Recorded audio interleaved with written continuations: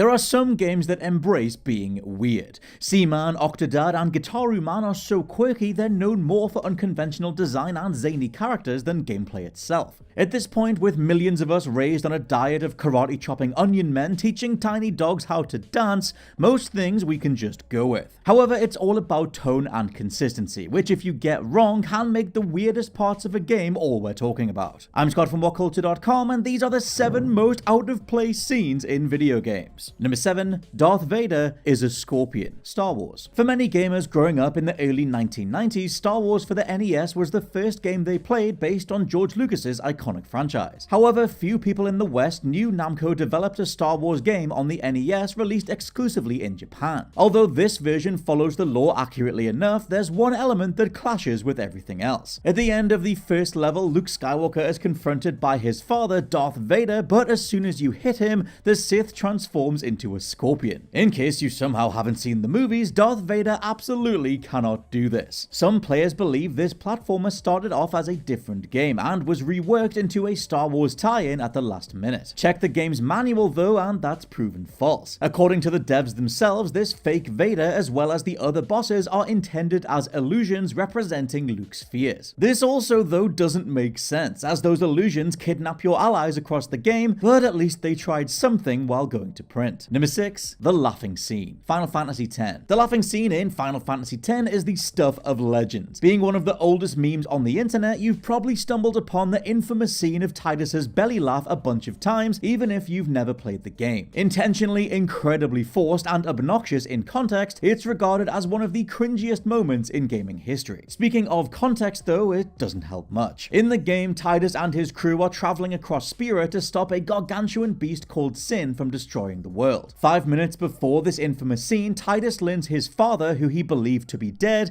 has bonded his essence with Sin. So not only is his dad responsible for murdering countless people, but Tidus has to kill his dad to save the planet. Standard JRPG fare, to be honest. This revelation leaves Tidus so disillusioned he falls into a depression. It should be a marked downturn in the game's story, one where Tidus must either dig deeper to carry on or be lifted up by a companion, Cloud with Tifa style. Yuna then tells him to laugh it off, a notion that maybe could have worked with better voice acting or pacing. Either way, cut to the pair aggressively pretend laughing and gaming history was made.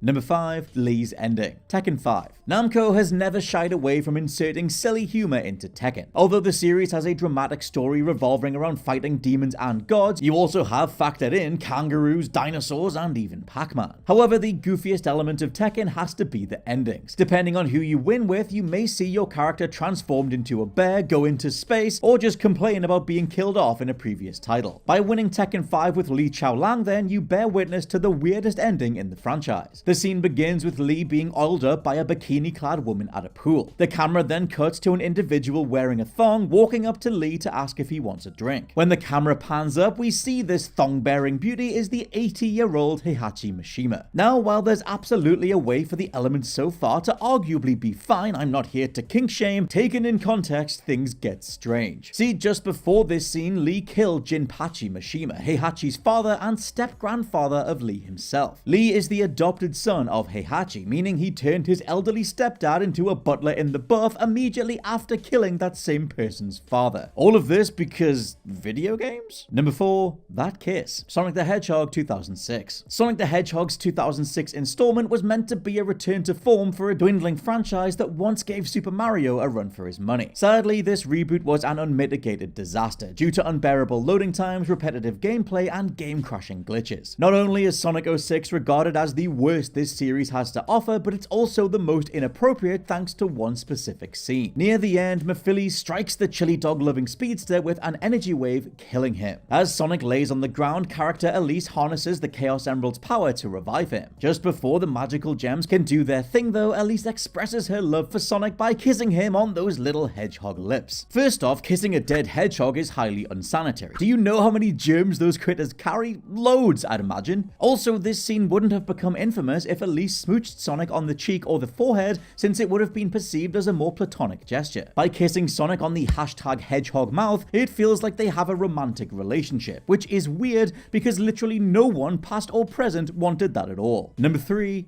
There are aliens now? Echo the Dolphin. In Echo the Dolphin, you play as a bottlenose dolphin who must travel across the ocean to rescue his friends. For the most part, the gameplay is what you'd expect. You swim through the sea, solve some puzzles, receive some clues from marine life, and fight hazardous creatures like sharks and octopi. There are some fantastical elements, including magical crystals and a guardian spirit, but nothing too crazy, at least at first. Things take a weird turn near the end then, when our aquatic hero is transported into an intergalactic spaceship, suddenly facing off against an alien race called the Vortex. Yep, there's a reason Echo never really became a big-time franchise. These extraterrestrials aren't cute either. The Vortex look like they've been ripped right out of the Alien franchise. If you thought the final boss was going to be against a sea monster or something like that, you were just dead wrong. Instead, the showdown involves Echo jabbing this giant xenomorph head with his snout. What makes the plot development stranger is how the Vortex aren't mentioned until very late in the game. There's no hint of these space invaders in the prologue or even in the instruction manual, making their introduction incredibly jarring, feeling entirely like another game's about to be deleted art asset was swapped in to make a deadline. Number 2, Killing Cutie the Elephant. It Takes Two. It Takes Two is a platformer where you play as May and Cody, a struggling couple who've been transformed into handmade dolls. Convinced they'll return to normal if their daughter Rose cries on them, May and Cody decide to kill their child's favorite stuffed toy,